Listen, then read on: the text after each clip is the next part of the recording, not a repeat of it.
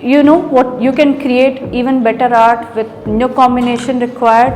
So we are just going to show you a quick demo how you can use a leftover resin, or once you are done with your art piece, if you have a leftover colors into your cups, you can use it still.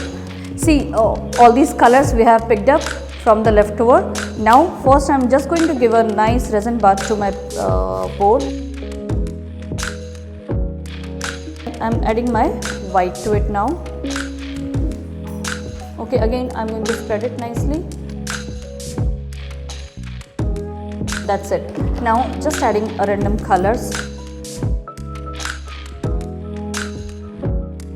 There is no particular pattern, I am just adding randomly. The same way you can just keep adding your colors.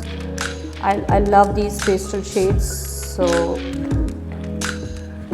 just use whatever colors you have. It's okay, you can use any color. Taking a straw,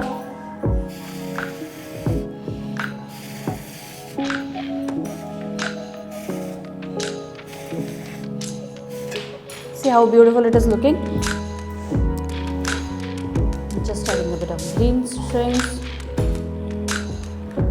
Now we also have a golden with us.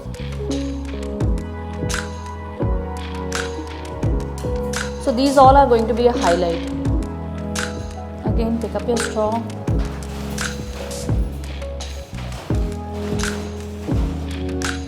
And we are good. See, we can do only abstract with resin, and here is one example how quick in 5 minutes you can just make one nice abstract with a better color combination.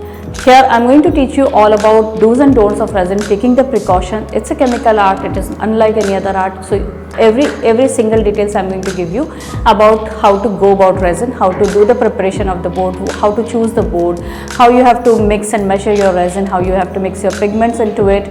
That is what my duty is here. After that, it's going to be your piece, your way, the way you want, you can make it here. Absolutely everything is open in the class.